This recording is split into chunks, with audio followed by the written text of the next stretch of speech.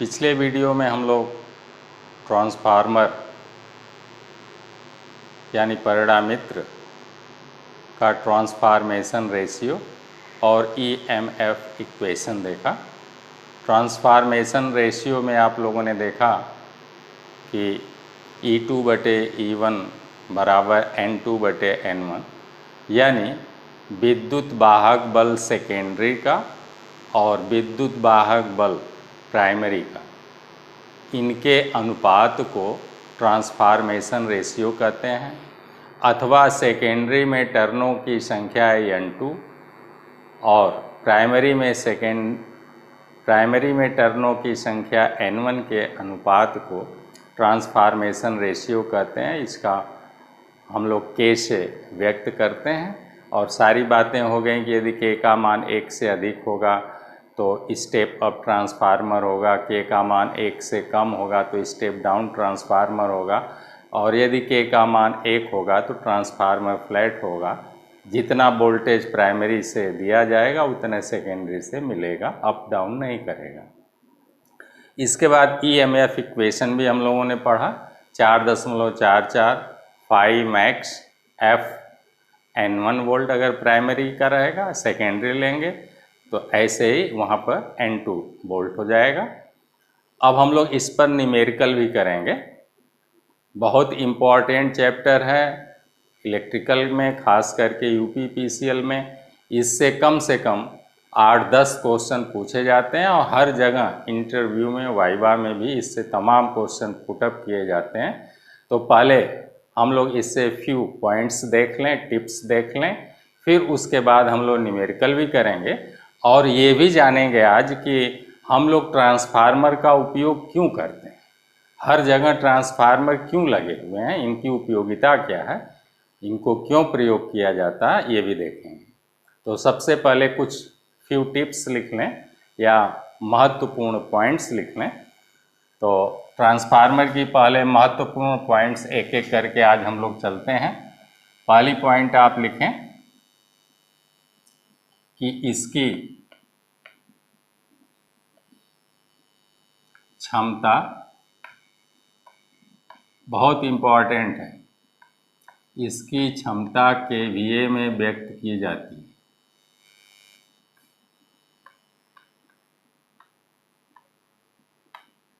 KVA में व्यक्त की जाती है।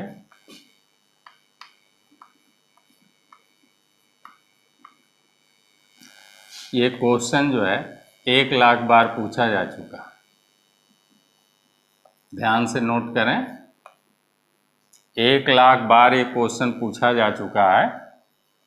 ट्रांसफार्मर की क्षमता हम लोग केवीए या एम केवीए ऐसे व्यक्त करते हैं। तो आप केवीए यानी किलो वोल्ट एम्पियर,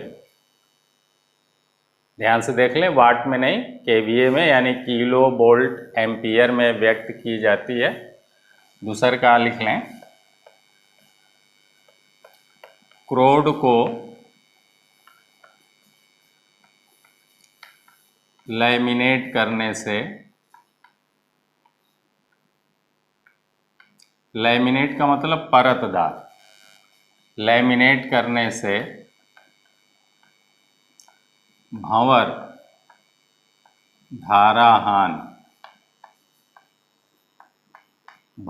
धारा हानि, जिसे कहेंगे eddy current loss, eddy current loss कम हो जाता है या कम होता है। इसीलिए ये भी क्वेश्चन बहुत इम्पॉर्टेंट है, बार बार पूछता है कि क्रोड जो सिलिकॉन इस्पात का बनता है उसे लैमिनेट क्यों किया जाता है। तो भंवर धारा हानियों को कम करने के लिए ये भी क्वेश्चन जो है 10 लाख बार पूछा जा चुका है। 10 लाख बार ये क्वेश्चन पूछा जा चुका है, बहुत ध्यान से नोट करें, बहुत सेलेक्टेड क्वेश्चन है, हमेशा पूछा जाता है। अगली पॉइंट लिख लें, लौ हानि WI सदैव पूर्ण भार तक, पूर्ण भार तक, सदैव पूर्ण भार तक या अति भार तक या शून्य भार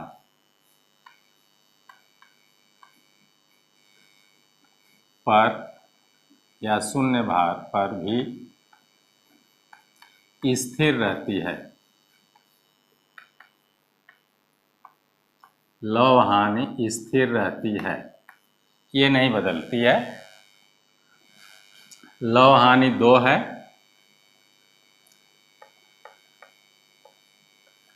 बेसिकली लौह हानि हम लोग 2 पढ़ते हैं। पहला आप कहेंगे भंवर धारा हानि, तो लिख देते हैं भंवर धारा हानि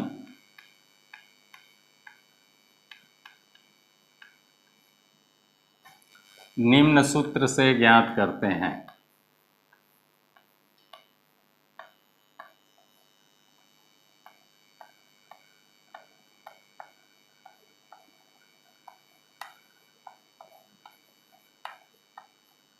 सूत्र है WE फॉर ED करेंट बराबर KE गुणे B मैक्स स्क्वायर गुणे F स्क्वायर गुणे T स्क्वायर गुणे कैपिटल V, इतना वाट या जूल प्रति सेकेंड या जूल प्रति सेकेंड। ये इस फार्मूले से हम लोग भंवर धारा हानि ज्ञात करेंगे। भंवर धारा ED, E for ED current loss है, W फॉर वाट में आएगा, तो आगे लिख दिया गया वाट या जूल प्रति सेकेंड। KE भंवर धारा गुणांक है, ये मेटल पर निर्भर करेगा। भंवर धारा गुणांक मैं लिख दे रहा हूँ KE। अभी इस पर मैं डिटेल से चर्चा करूँगा, केवल अभी आपको पॉइंट्स ऐसे दे रहा हूँ कि एक नज़र में आप सारी बातों को जान जाएं, जो कि अधिकांशतः आपके कंपटीशन में पूछा जाता है। तो ये हो गया भंवर धारा गुणांक, भंवर धारा गुणांक है या इसे स्थिरांक कहेंगे। B मैक्स अधिकतम फ्लक्स घनत्व है, अधिकतम फ्लक्स घनत्व है।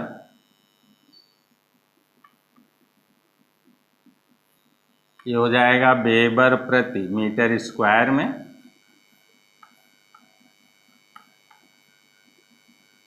वेबर प्रति मीटर स्क्वायर में F आपकी आवृत्ति है,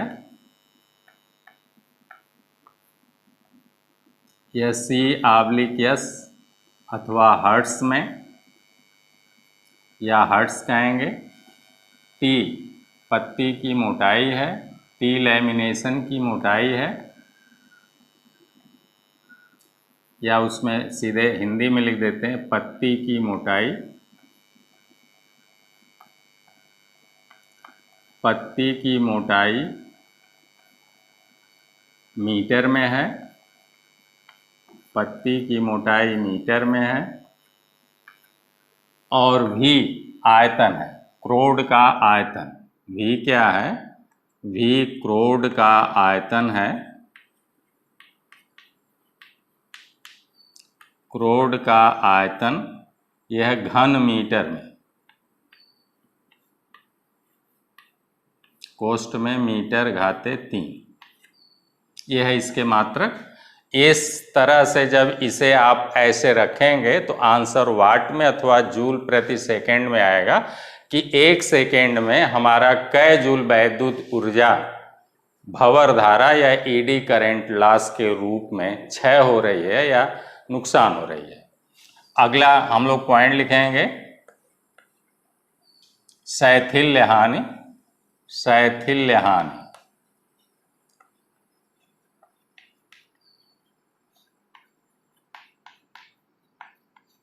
ये सब लव हानि है, ये दोनों जो है लव हानि है, ये दोनों लव हानि है, लव हानि ये दोनों हैं और ये स्थिर रहेंगी, ये स्थिर हैं। ये दोनों लव हानियाँ, आपने लिखा कि लव हानियाँ WI सदैव स्थिर होती हैं और भंवर धारा हानि उसी का एक भाग है। और शैथिल्य हानि जिसे हिस्टैरिसीस हानि कहते हैं, शैथिल्य हानि का सूत्र लिख लें। का सूत्र है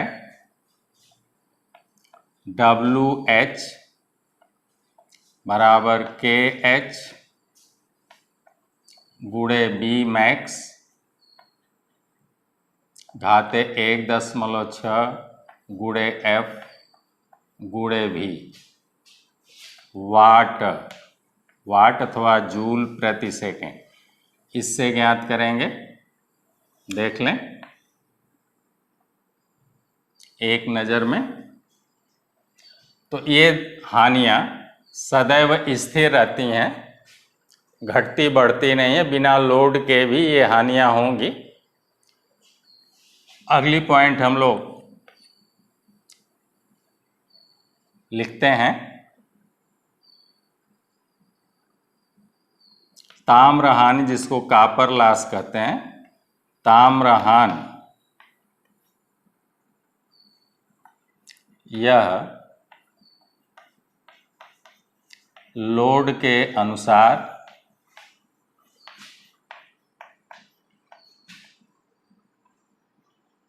घटती बढ़ती रहती है,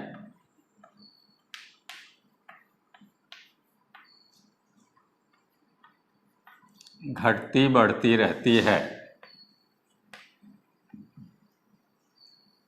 अगली पॉइंट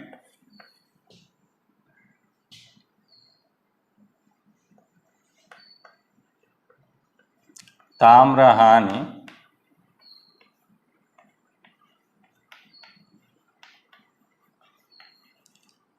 प्राथमिक कुंडलन में I1 स्क्वायर गुणे R1 वाट होती है।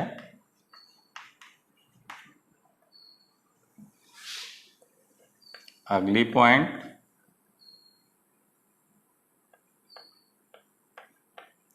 द्वितीयक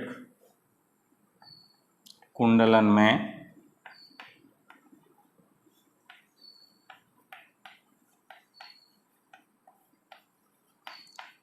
ताम्र हानि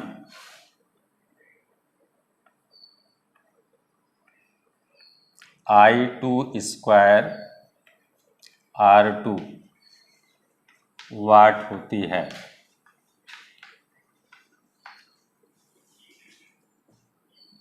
अगली पॉइंट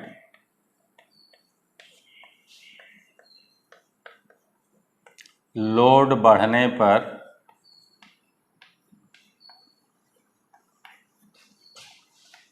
धारा I बढ़ जाती है। धारा I बढ़ जाती है जिससे ताम्र हानि भी बढ़ती है और लोड के घटने पर घटेगी तो बढ़ती है, इसलिए इसे चर हानि कॉस्ट में वेरिएबल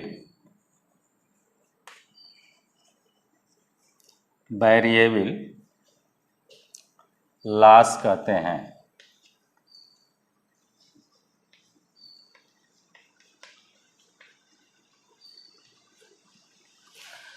हम लोग जनरली वाइंडिंग चाहे कापर की लगावें, चाहे एल्युमिनियम की लगावें, चाहे लोहे की लगावें, लेकिन वाइंडिंग के तार यानी कंडक्टर के कारण I²R कंडक्टर का कुछ न कुछ जो है प्रतिरोध होगा, उसके कारण उसमें यदि धारा बहेगी तो I²R से ये ऊष्मा बनाकर कुंडली जो है बाइंडिंग जो है ऊष्मा बनाकर उड़ाएगी।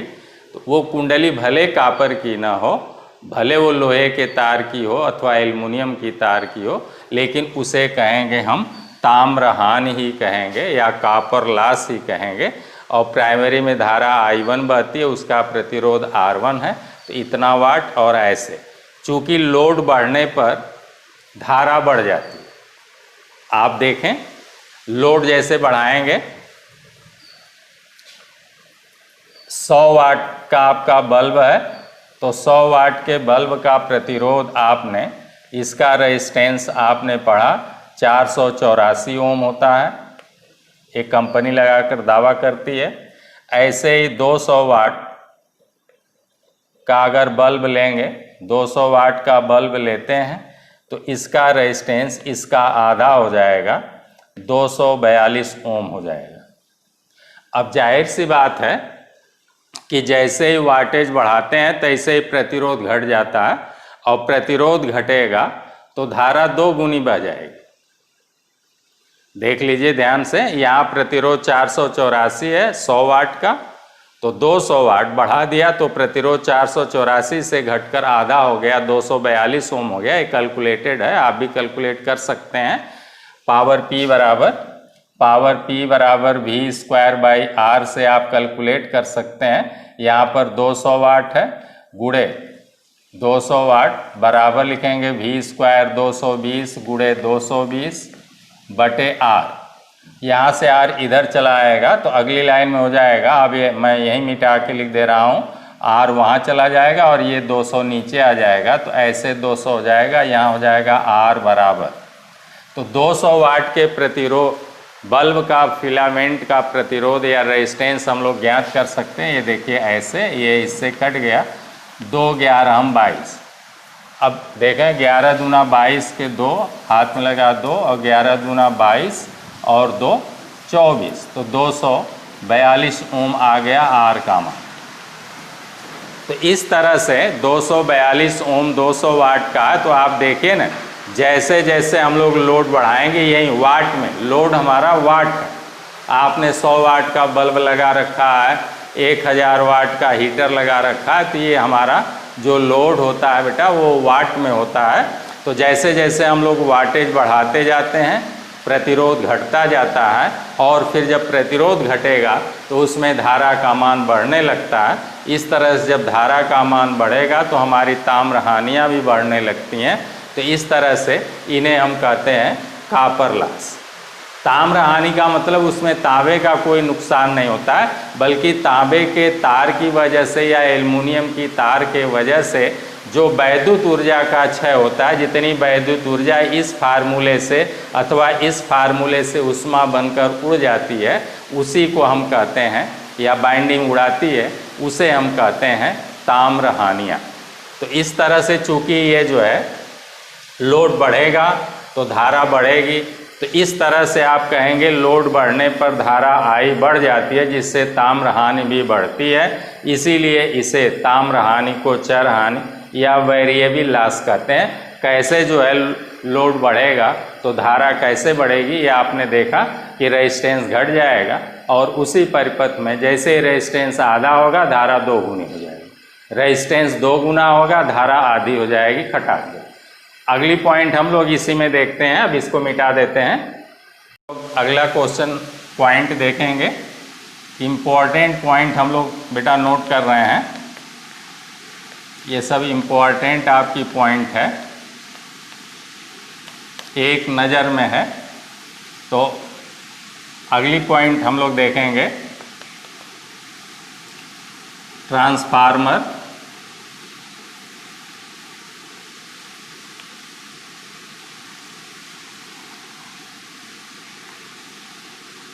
की दक्षता पूर्ण लोड पूर्ण लोड को कहेंगे भार या फुल लोड।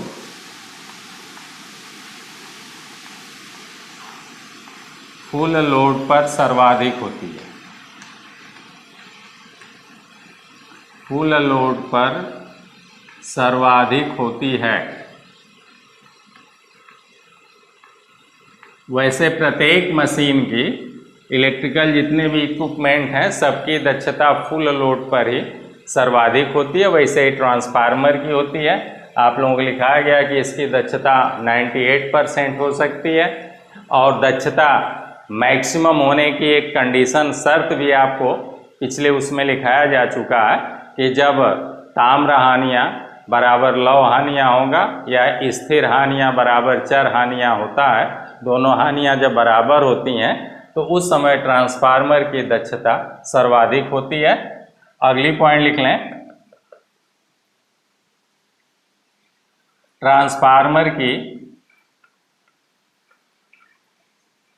ट्रांसफार्मर की दक्षता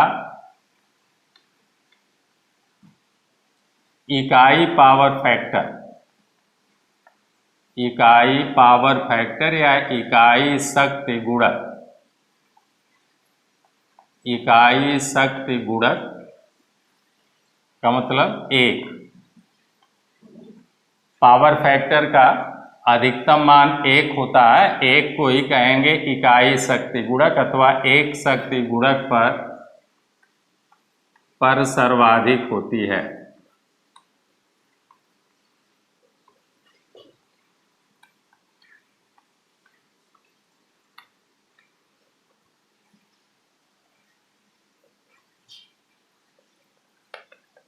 अगली पॉइंट लिख लें,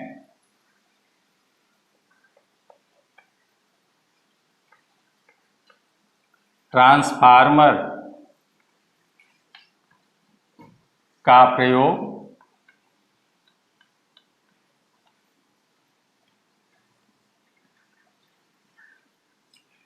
जब ट्रांसमिशन में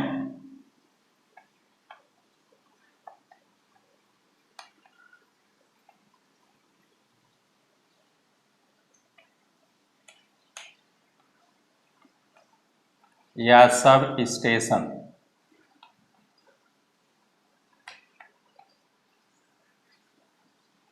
ट्रांसमिशन को पारेषण कहेंगे। ट्रांसमिशन में या सब स्टेशन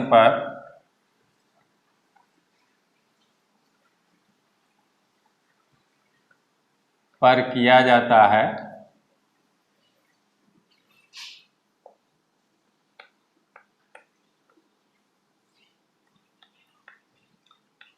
तो वह स्टेप अप ट्रांसफार्मर होता है। स्टेप अप ट्रांसफार्मर होता है।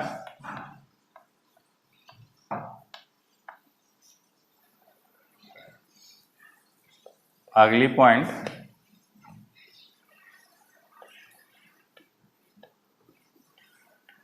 जब गांव या शहर में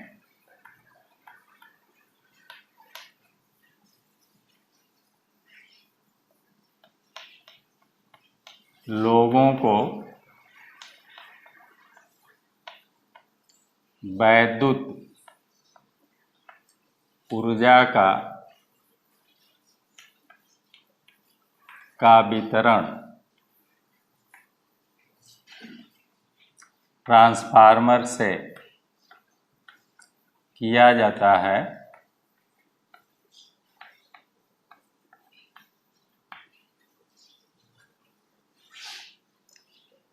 तब उसे डिस्ट्रीब्यूशन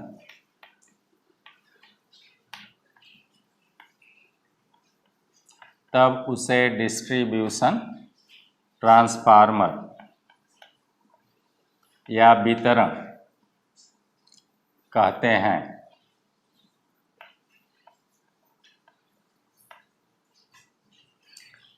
हैं। यह स्टेप डाउन होता है।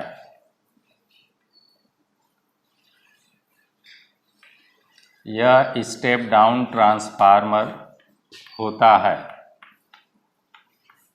वितरण वाला स्टेप डाउन और ट्रांसमिशन वाला स्टेप अप होता है। अगली पॉइंट, वेल्डिंग। वेल्डिंग में प्रयुक्त, बहुत पूछता है ये भी, वेल्डिंग में प्रयुक्त ट्रांसफार्मर स्टेप डाउन होता है। स्टेप डाउन होता है। अगली पॉइंट, लंबी संचरण लाइनों में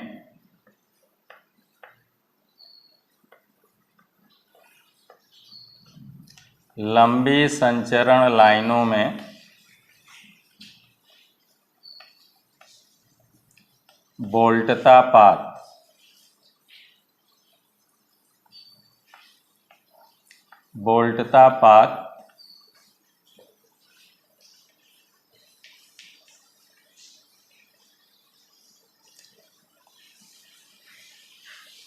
की कमी को पूरा करने के लिए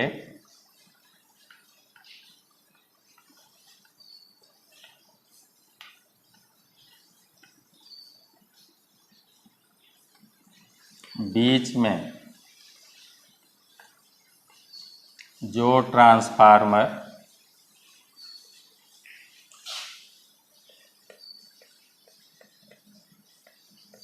लगाया जाता है उसे बूस्टर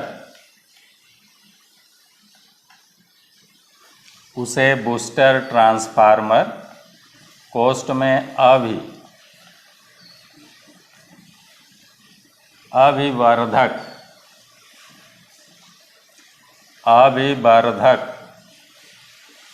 ट्रांसफार्मर कहते हैं। अभिवर्धक परिणामित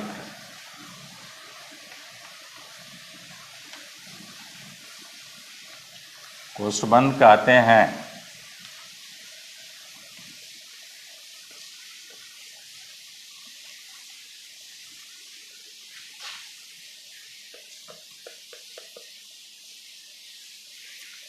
एसी को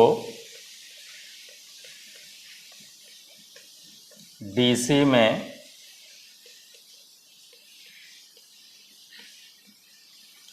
बदलने को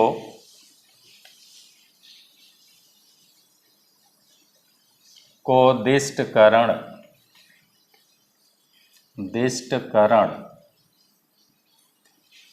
कोष्ठ में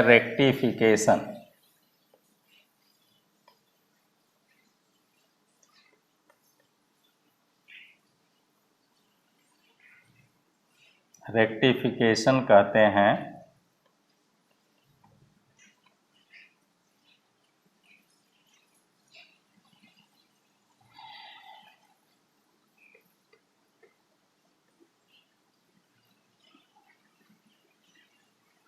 इस कार्य में भी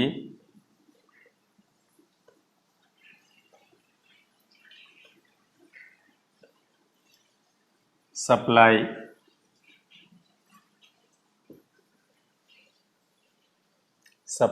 ट्रांसफार्मर से दी जाती है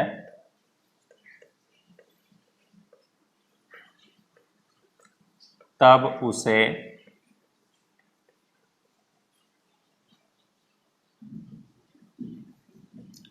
दिष्टकारी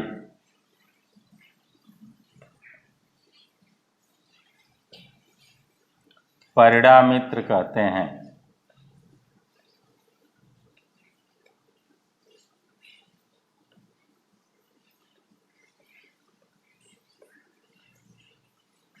अब मिटा देते हैं इसको, फिर आगे लिखते हैं।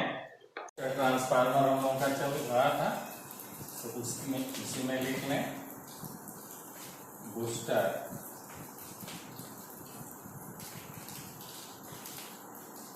ट्रांसफार्मर की सेकेंडरी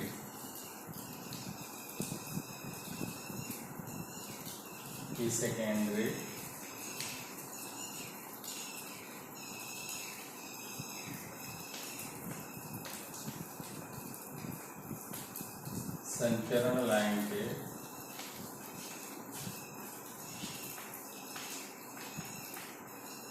श्रेणी में जोड़ी जाती है।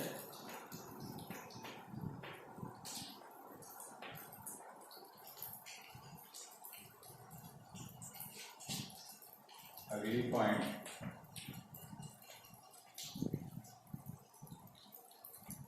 ट्रांसफार्मर का प्रयोग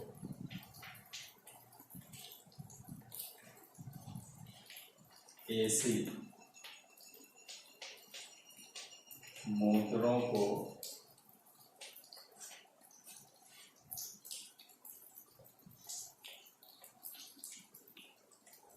चलाने, पोस्ट में स्टार्ट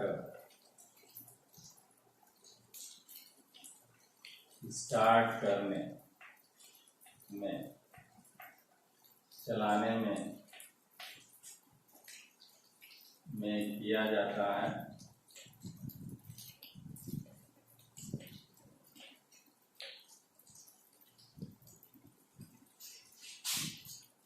तब इसे स्टार्टर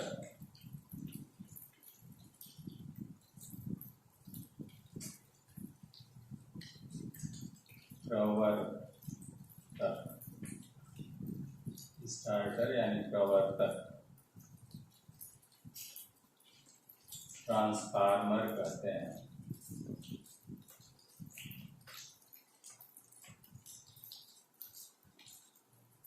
होता क्या है कि मोटरें स्टार्टिंग के समय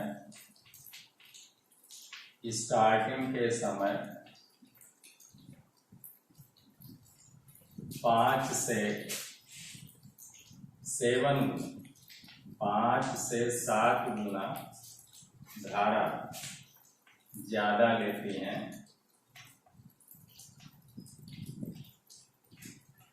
केवल स्टार्टिंग लेती हैं। पॉइंट है इसमें, स्टार्टिंग के समय 5 से 7 गुना धारा ज्यादा लेती हैं, जिससे ऊष्मा I²R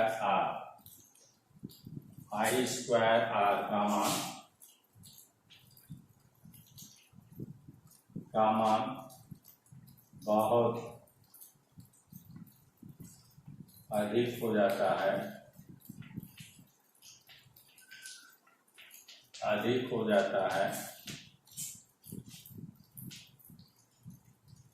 और मोटर वाइंडिंग जल गई तो उसी को हम लोग मोटर का जलना करते हैं, तो अधिक हो जाता, जिससे ऊष्मा I²R का मान बहुत अधिक हो जाता है और मोटर वाइंडिंग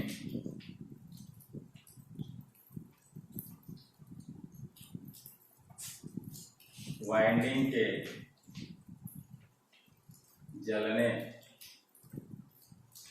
का खतरा बढ़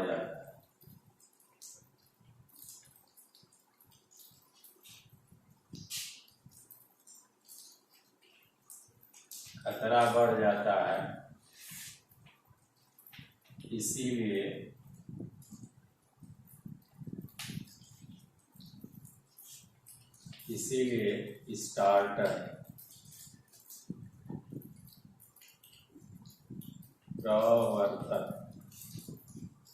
स्टार्टर पोस्ट में प्रवर्तक का प्रयोग किया जाता है।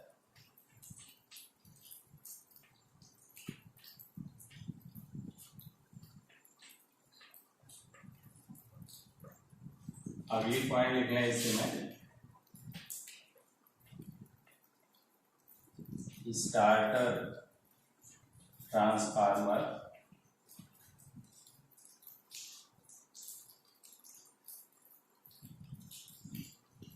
वोल्टेज को स्टार्टिंग के समय, मोटर स्टार्टिंग के समय, यहाँ मोटर लिख लेंगे, मोटर स्टार्टिंग के समय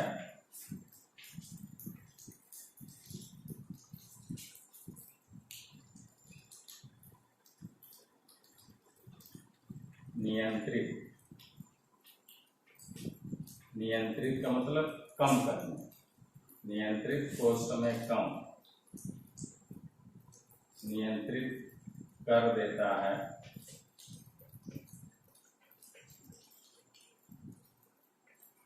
जिससे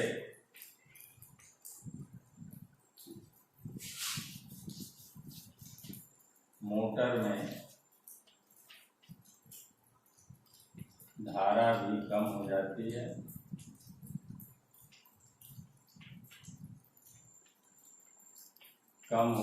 है और मोटर जलती नहीं।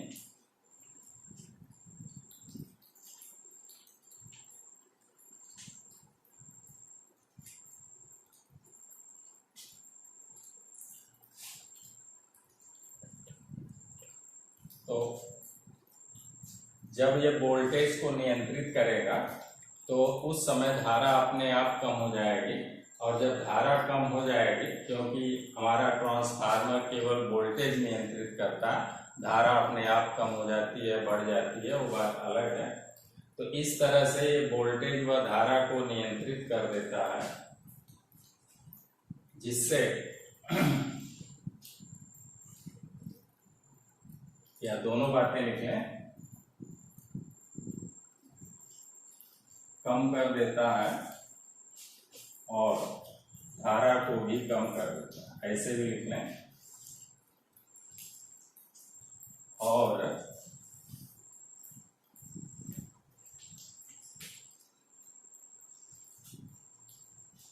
और धारा को भी कम कर देता है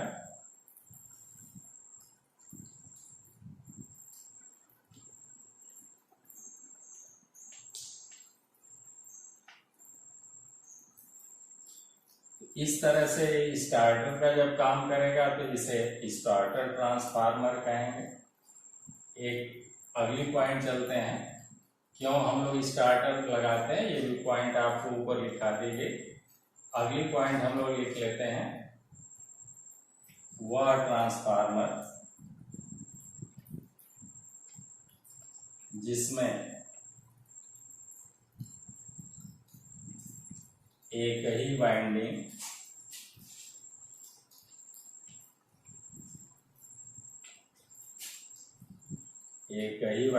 प्राइमरी व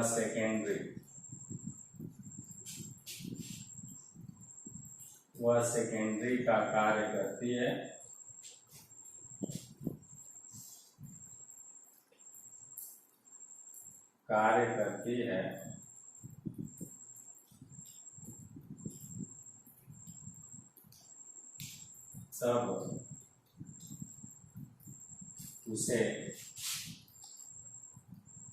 तब उसे ऑटो ट्रांसफार्मर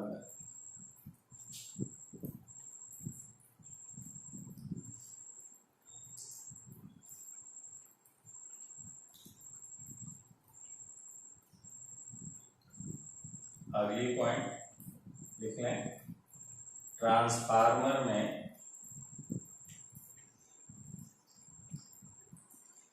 कोई भी घूर्णी कोई भी घूमने वाला, नाचने वाला घूर्णी भाग नहीं होता, इसमें बैरिंग घुर्रा कुछ भी नहीं होता, घूर्णी भाग नहीं होता है, इसलिए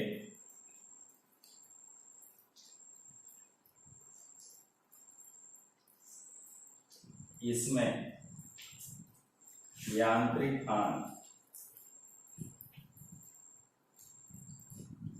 यांत्रिक हानि जिसे कहेंगे मैकेनिकल लॉस,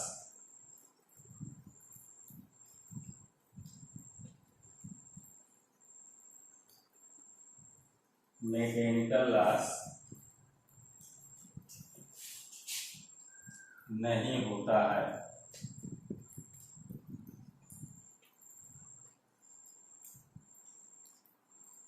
यांत्रिक हानियां इसमें नहीं होती है, इसी कारण दक्षता अधिक है।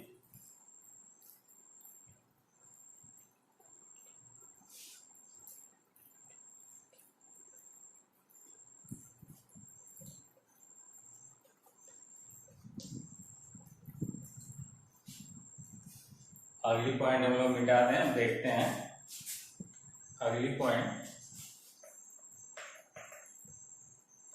ट्रांसफार्मर का जीवन काल लंबा होता है।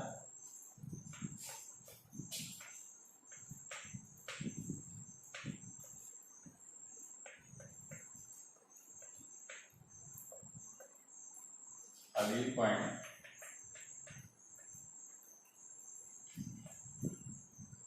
ट्रांसफार्मर का अनुरक्षण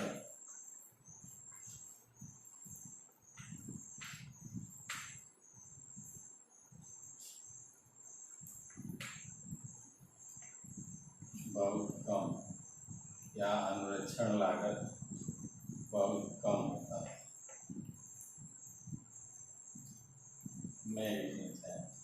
ट्रांसफार्मर में अनुरक्षण बहुत कम होता है। तो ये सब मेन बातें रहे। अभी और भी पॉइंट सब चलेगा, जो टॉपिक चलेगी तो डिटेल में एक एक करके सारी हम लोग चर्चा करते रहेंगे। अब हम लोग जो है ये देखते हैं कि ट्रांसफार्मर क्यों प्रयोग किया जाता है। ये सबसे बड़ी बात है, तो लिख लें ट्रांसफार्मर क्यों प्रयुक्त किया जाता है। अगली पॉइंट आपकी ये रहेगी, ट्रांसफार्मर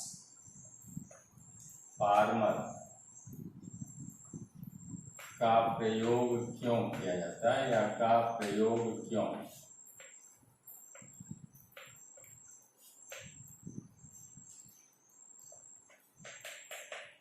बहुत इंपॉर्टेंट बात है। कॉन्सेप्ट जब आपका क्लियर हो जाएगा तो कहीं कोई दिक्कत नहीं होगी। तो ट्रांसफार्मर का प्रयोग क्यों है, ये हम लोग देखें कि यदि कोई विद्युत उत्पादन केंद्र जो है, जैसे आपका एनटीपीसी टांडा है, ओबरा है, पनकी कानपुर का है, ये सब हम लोगों को विद्युत उत्पादित करके भेजते हैं और फिर हमारा यूपीपीसीएल उनसे विद्युत धारा या विद्युत ऊर्जा गेन करता है, प्राप्त करता है, और फिर उसका वितरण आम जनता में करता है, फैक्ट्री कल कारखानों को देता है, और फिर अपनी लागत से उसका यूनिट यानी मूल्य निर्धारित करता है कि एक यूनिट का मूल्य इतना होगा। तो इस तरह से जो विद्युत ऊर्जा का जनन केंद्र है, जहाँ पर हमारी विद्युत ऊर्जा एसी का जनन हो रहा है, वो सब हमारे एनटीपीसी हैं, ओबरा है, ये सब हैं। तो वहाँ से विद्युत ऊर्जा हर जगह यूपीपीसीएल आपका उत्तर प्रदेश पावर कारपोरेशन, ऐसे ही अन्य प्रांतों के जो भी पावर कारपोरेशन है वो उन्हें जो है खरीदते हैं। तो विद्युत केंद्रों से, उन जनित केंद्रों से विद्युत ऊर्जा तारों द्वारा यानी कंडक्टरों द्वारा, मोटे मोटे तारों द्वारा, आप देखेंगे जगह जगह टावर लगे हुए हैं, खंभे लगे हुए हैं, कहीं केबल लगी हुई है अंडरग्राउंड, उनके माध्यम से हम लोग विद्युत ऊर्जा का पारेषण करते हैं अथवा संचरण करते हैं अथवा ट्रांसमिशन करते हैं। तो बहुत लंबी लंबी लाइनें हम लोगों की बनती हैं, 500 किलोमीटर, 400 किलोमीटर, 1000 किलोमीटर, ऐसी लंबी लंबी लाइनें बनती हैं और उनमें मोटे मोटे तार आप लोग देखते हैं लगे होते हैं, केबल मोटी मोटी लगी होती हैं।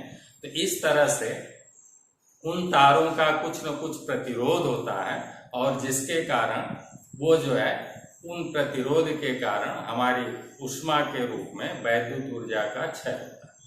I स्क्वायर आर, ऊष्मा का सूत्र है I square are.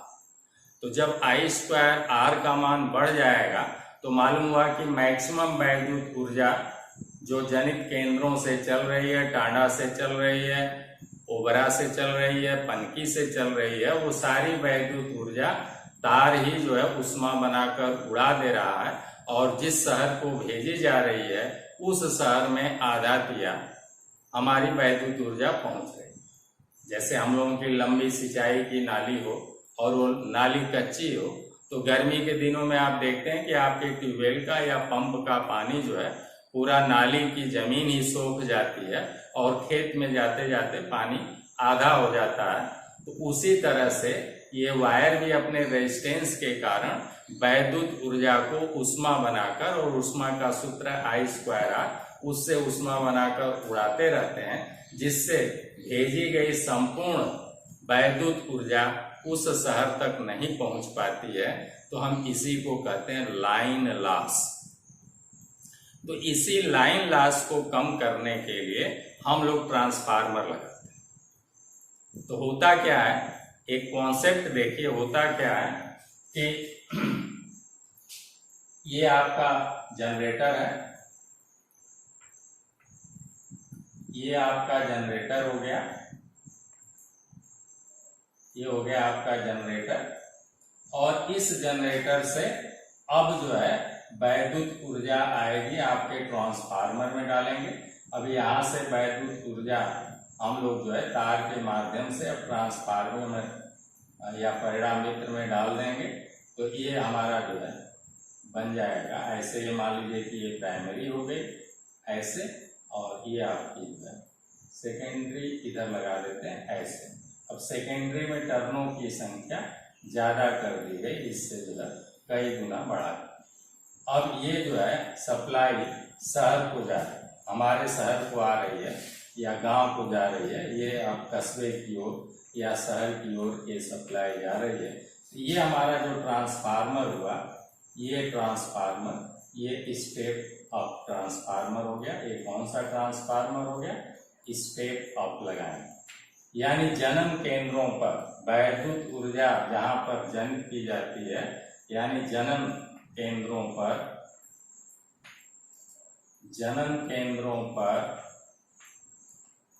Step up transformer लगाया गया, स्टेप अप ट्रांसफार्मर लगाया गया।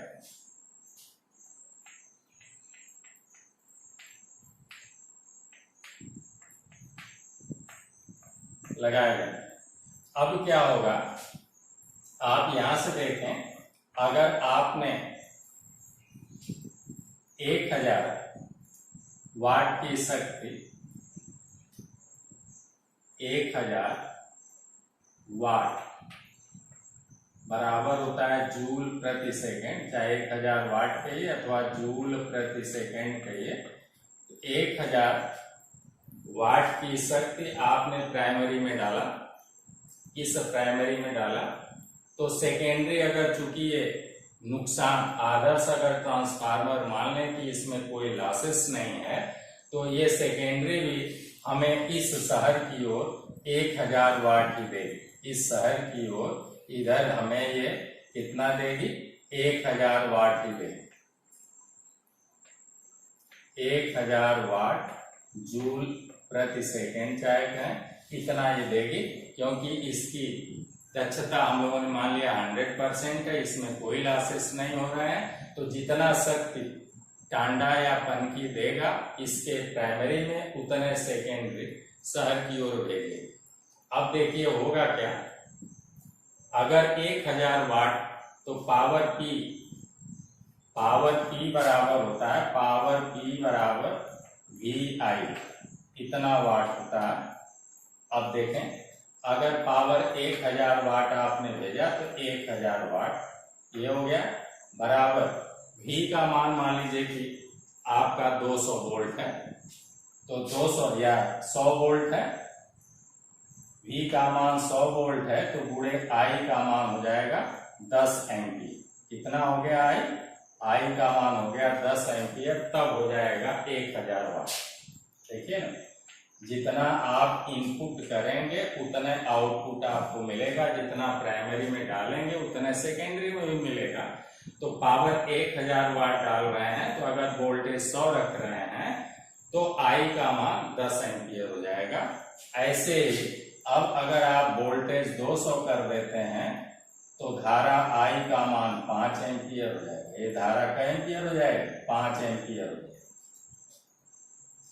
ऐसे ही यदि आप वोल्टेज को 1000 कर देते हैं, मान लीजिए, या 500 जो भी कर, माने ऐसे 1000 अगर कर देते हैं, देखिए 1000 वोल्ट का अगर सप्लाई करते हैं तो धारा का मान 1 एम्पियर हो जाएगा। देखिए ना, धारा कितनी हो गई, 1 एम्पियर।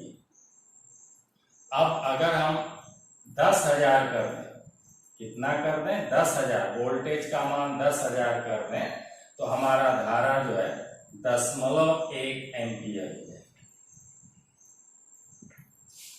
उसी तार में, जिस तार में अभी 10 एम्पियर की धारा बह रही थी, अब उसी तार में 5 एम्पियर और वोल्टेज बढ़ाया तो 1 एम्पियर की हो गई, क्योंकि जितना शक्ति होती है वो वोल्टेज और धारा के गुणनफल के बराबर होती है। ये फार्मूला आपका, पावर P बराबर V है।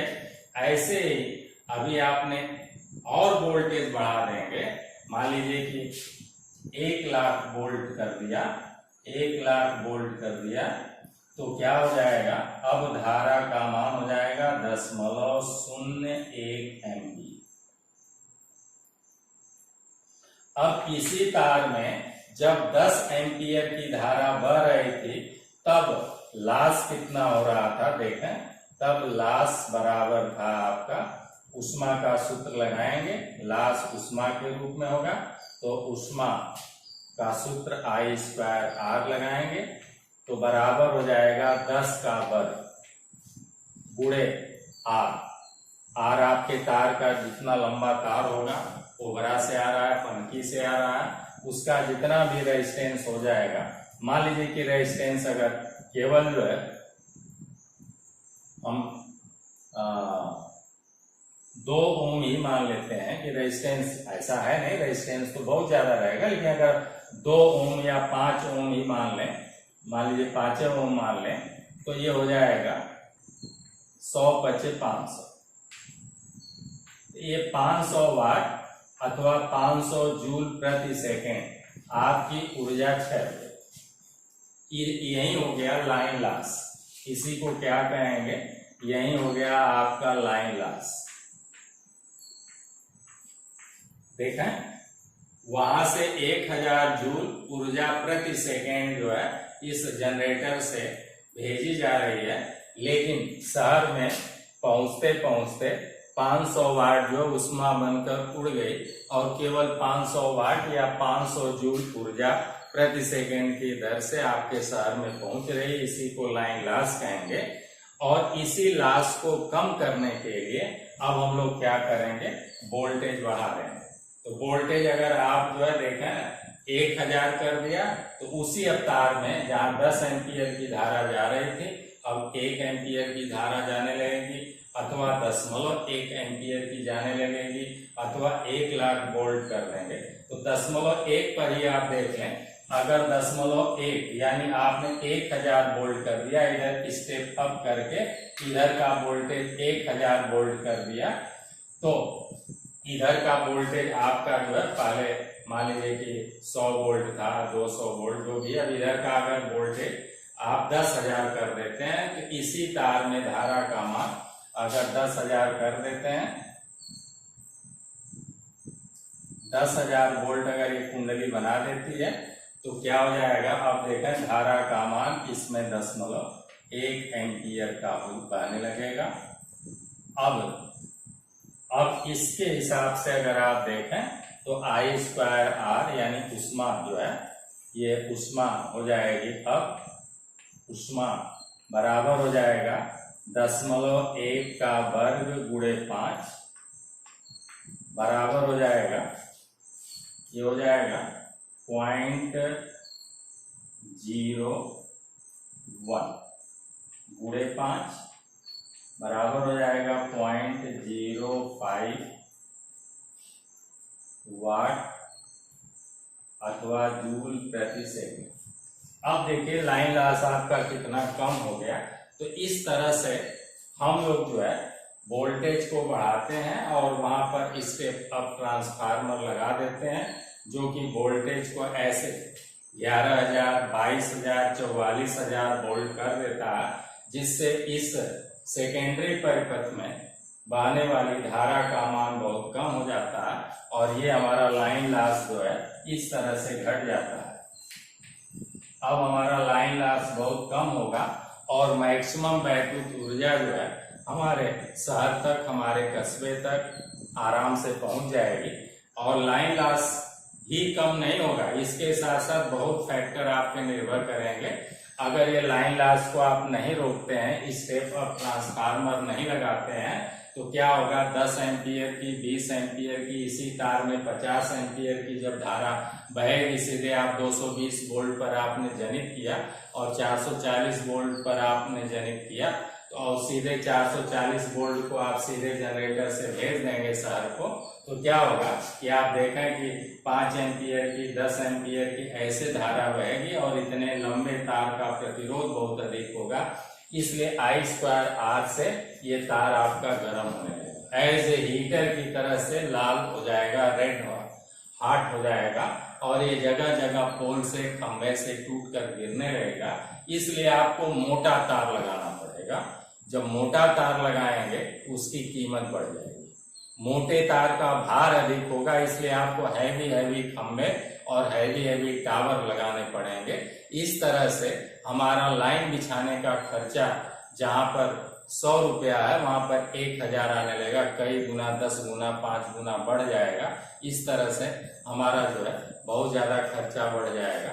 तो ऐसा करने से हम जो है पतले तार से ही और कम थोड़ा हल्के ही टावर से, हल्के खंभों से हम सप्लाई जो है एक शहर से दूसरे शहर तक भेज देते हैं, जिससे कि हमारा खर्चा भी कम आता है और लाइन लॉस भी हमारा कम होता है।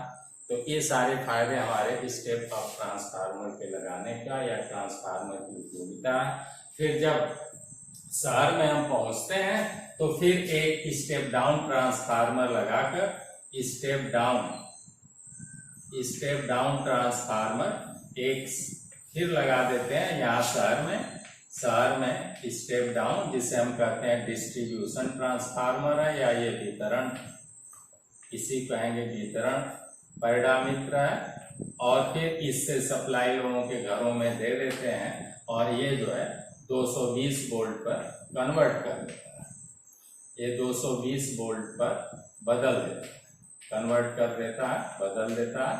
तो इस तरह से हमारा जो है 11,000 वोल्ट, 10,000 वोल्ट पुनः इससे सप्लाई जो है इसमें जाएगी और ये जो है उसको 220 वोल्ट में ये हम लोगों के शहर या गांव में बाहर लगा रहेगा और ये 220 वोल्ट में कन्वर्ट करेगा। तो अब सबके घर केबिल जाएगी, तो केबिल की लंबाई बहुत कम है, तार की लंबाई बहुत कम है, तो इस तरह से लाइन लॉस होगा, लेकिन वो थोड़ा कम होगा।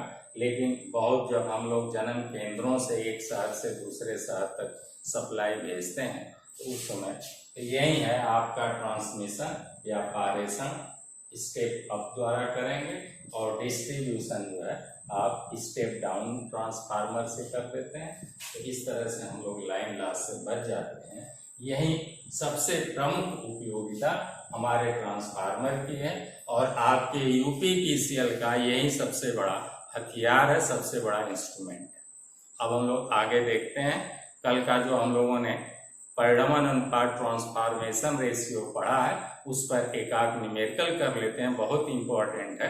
तो आपको कॉन्सेप्ट और क्लियर हो जाएगा कि हम कैसे परिपथ में धारा का मान ज्ञात करेंगे, I1 का या I2 का, या विद्युत वाहक बल कैसे ज्ञात करेंगे। ये सारी बातें आपका कॉन्सेप्ट क्लियर हो जाएगा।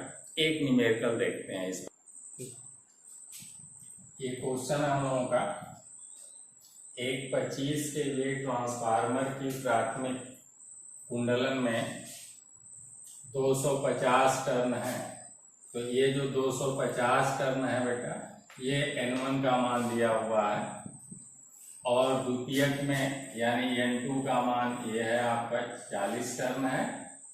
कहा है कि प्राथमिक कुंडलम 1500 वोल्ट, प्राथमिक का जो V1 है ये जो है आपका 1500 वोल्ट है, ये V1 का मान दिया हुआ है और ये फ्रीक्वेंसी F का मान दिया 50 हर्ट्ज सप्लाई से जोड़ा जाता है। तो गणना कीजिए ट्रांसफार्मर की क्षमता, ये देखिए ना ट्रांसफार्मर की ये क्षमता दिया है, ये क्षमता है KVA, 25 KVA का ट्रांसफार्मर है। तो कह रहा है कि क्रोड में उच्चतम फ्लक्स ज्ञात करना है, बताइए। तो पहला हम लोग प्रश्न देखते हैं। पहला प्रश्न कल आप लोगों ने पढ़ा कि E1 के लिए फार्मूला पढ़ा, E1 बराबर 4.44 फाइव मैक्स FN1 वोल्ट। ये आपने इक्वेशन कल पढ़ा। ट्रांसफार्मर के विद्युत वाहक बल का समीकरण, ये प्राइमरी के लिए। ऐसे ही जब सेकेंडरी में E2 का मान लिखेंगे तो लिखेंगे E2 बराबर 4.44 फाइव मैक्स FN2 वोल्ट। तो यहां से हम लोग जो है E1 का मान रखें।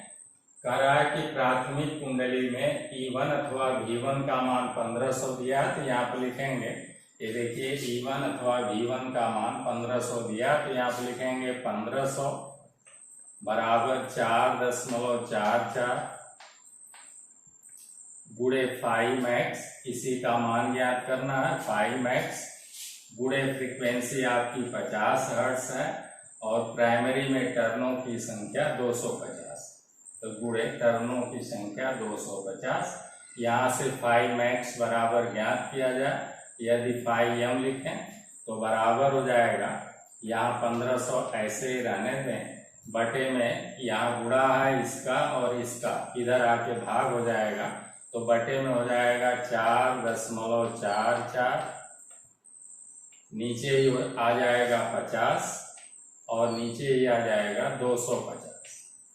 ये सब काट देंगे, यहाँ से ऐसे काट देंगे और 5 से इसे काट देंगे तो हो जाएगा 5 3 या 15, ऐसे अब आपका आ जाएगा 25 के 100 ऐसे आ जाएगा। तो ये 5 मैक्स का मान लगभग आ जाएगा 0.027, देख लीजिए आंसर आ जाएगा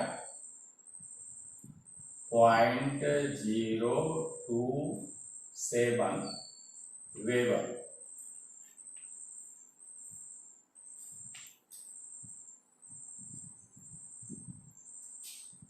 इतना आंसर आ गया पहले का। दूसरा दे रहा द्वितीयक विद्युत वाहक बल, यानी E2 का मान पूछ रहा। हम लोगों ने E1 का मान ज्ञात किया, तो E1 का मान दिया हुआ। अब हम लोग ट्रांसफॉर्मेशन रेशियो जानते हैं। सेकंड क्वेश्चन का जवाब देखें तो ट्रांसफॉर्मेशन रेशियो में आपने पढ़ा कि E2 बटे E1 बराबर N2 बटे N1। ट्रांसफॉर्मेशन रेशियो आपने पढ़ा। इससे यही फायदा है कि अगर हमें 3 राशियां इनमें कोई भी ज्ञात है तो हम चौथी जो है ज्ञात कर सकते हैं। तो E2 का मान जो है हमें ज्ञात करना है।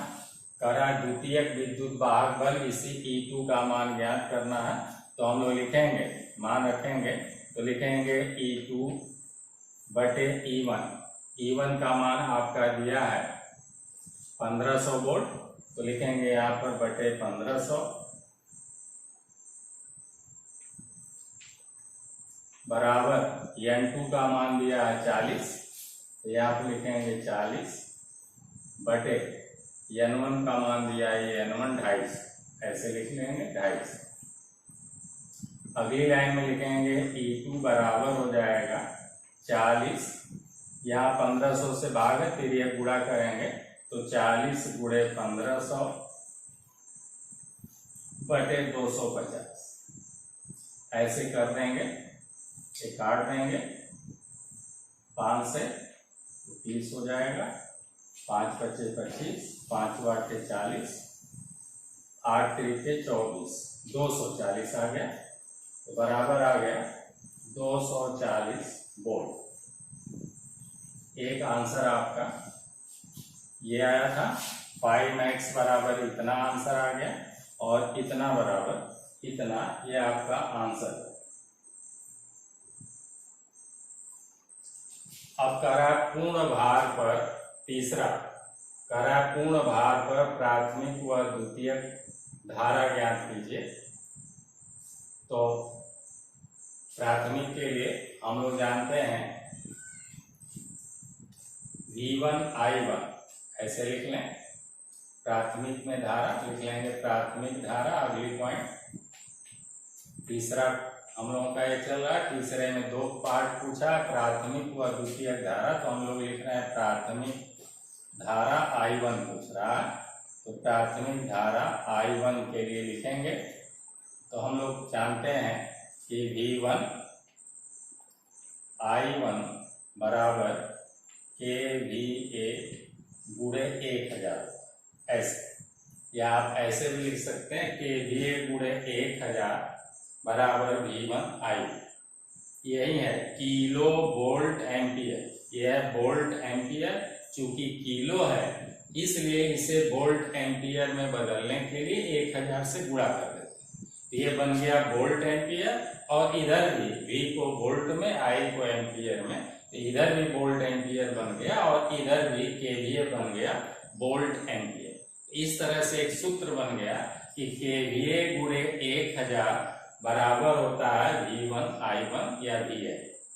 तो यहाँ पर V1 का मान 1500 दिया हुआ है, तो रख देंगे, यहाँ पर रख देंगे 1500 गुणे I1 बराबर KVA आपका 25 दिया है, तो यहाँ लिखेंगे 25 गुणे 1000।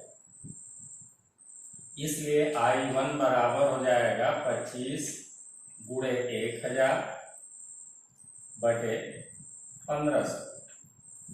ये 1500 इधर आएगा, ये 2 0 कट गया, 5 पचे 25, 5 3 15 और 3 3 9, ऐसे आएगा। तो I1 का मान आ जाएगा करीब, चलिए काट ही लेते हैं, 3 से काट देते हैं, 3 3 9, 1 10, फिर 3 3 9, 3 3 9, ऐसे आ जाएगा। 5 से गुणा करते हैं तो बराबर 5 3 15 के 5 हाथ में लगा 1, 5 3 15, 1 16 के 6 हाथ में लगा 1, 5 3 15, 1 16, आ गया 16.65 एम्पियर। देख लें, ये आंसर हो गया आपका। अगला ऐसे ही अब हम लोग जो है I2 का भी मान ज्ञात कर सकते हैं। इसी का सेकेंड पार्ट I2 का भी मान ज्ञात कर सकते हैं। तो इसी का सेकेंड पार्ट देख लें। I2 का तो लिखेंगे V2 I2 बराबर KVA गुणे 1000। किलो वोल्ट एम्पियर को वोल्ट एम्पियर में बदलने के लिए 1000 से गुणा कर दें, क्योंकि इधर वोल्ट एम्पियर है। V2 का मान हम लोगों का आया, E2 का मान 240 अथवा V2 का मान 240 आया। तो यहाँ पर लिखेंगे 240 गुणे I2 बराबर KVA का मान 25 गुणे 1000, ऐसे लिख लेंगे। इसलिए I2 बराबर यहाँ से पक्षांतर करेंगे 25 गुणे 1000 बटे 240। अब इसको काट लेंगे तो आ जाएगा 104 लगभग आएगा, ऐसे ही आएगा 104 दशमलव समथिंग आएगा, लगभग 1 के करीब आ रहा, इतना एम्पियर। ये हमारा आंसर है। तो इस तरह से हम लोगों का प्रश्न समाप्त हुआ। आज का वीडियो यहीं समाप्त किया जाता, फिर हम लोग अगले वीडियो में मिलेंगे। तब तक के लिए ढेर सारी मंगलमय शुभकामनाएं। आप लोग को मन से पढ़ें और अपने मित्रों को भी शेयर करें। बहुत इम्पोर्टेंट चैप्टर चल रहा है।